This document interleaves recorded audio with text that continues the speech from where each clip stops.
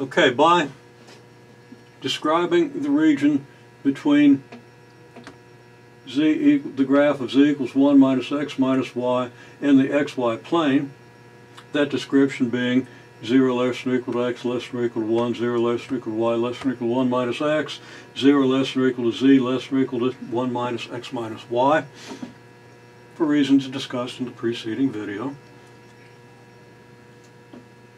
And then invoking a delta x by delta y by delta z region within that bigger region. Okay, delta x by delta y by delta z box, or delta x by delta y by delta z volume increment within the region bounded by this graph in the first octant. And given a density function 1 plus the distance from the origin.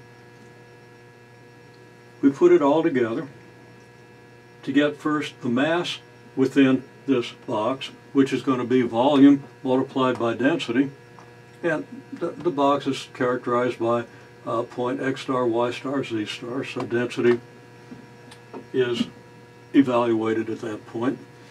We find that our mass contribution from this one little box is 1 plus the square root of delta of x squared plus x star squared plus y star squared plus z star squared times our volume delta x by delta y by delta z, leading us to the integral for the total mass, which is just the integral of this expression, 1 plus x squared plus y squared plus z squared with respect to z, y, and x, with the limits that we obtain from this description of our total region. Okay, now we could go a little further with this. We could find the moment of this region about the YZ plane. Now, what do we mean by the moment about the YZ plane? Well, there's a physics connection here that if you've had the physics, you know what the physics is, but it's called a first moment. Okay, we're going to find the first moment about the YZ plane, and when you find a moment of a mass about something, that moment is going to equal the mass times the distance from whatever it is you're finding the moment about. So the moment about the YZ plane is the mass times the distance. The distance of our typical increment from the YZ plane is x.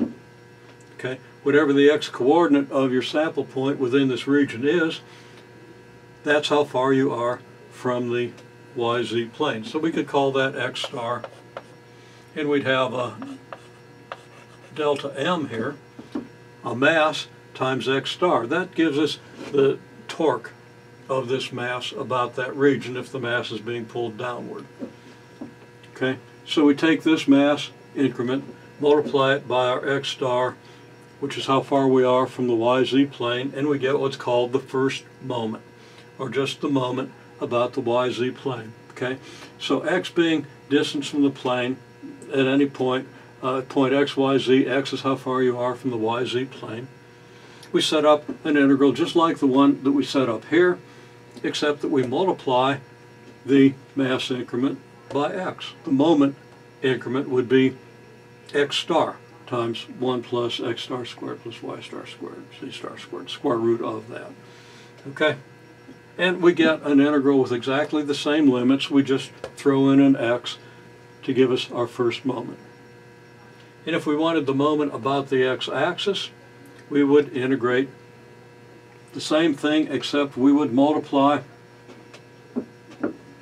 close my parentheses here, we would multiply our mass,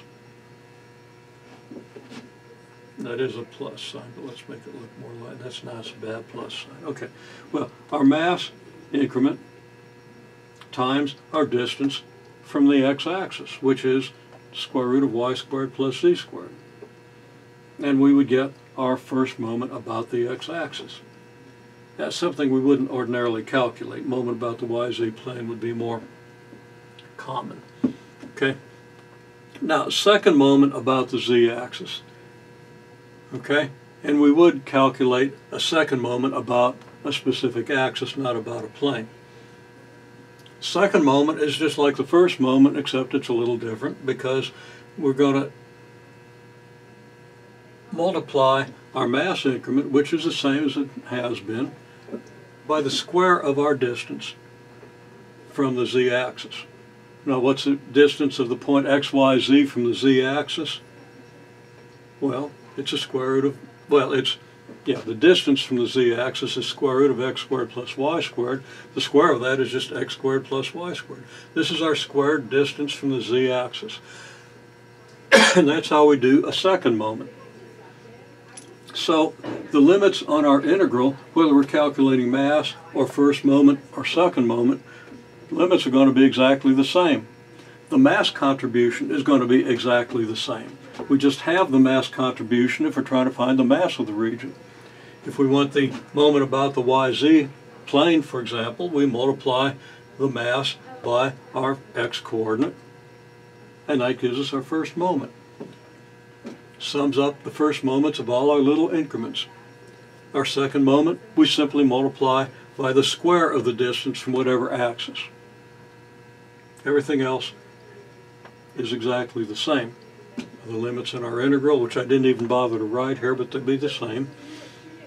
Because our description of the region, we're still talking about the same region. It's the same. Our mass contribution is here. Our distance from our squared distance from the z-axis in this case is here. And there's our integral for the second moment. And that's also called moment of inertia.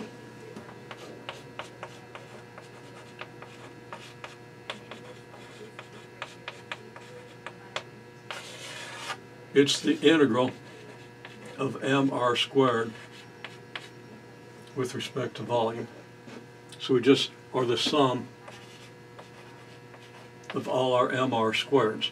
Now it comes out to be a triple integral. And I just write a single integral here, just indicating that I'm summing these things and integrating them. In the actual details of the integration, you will generally end up with a triple integral.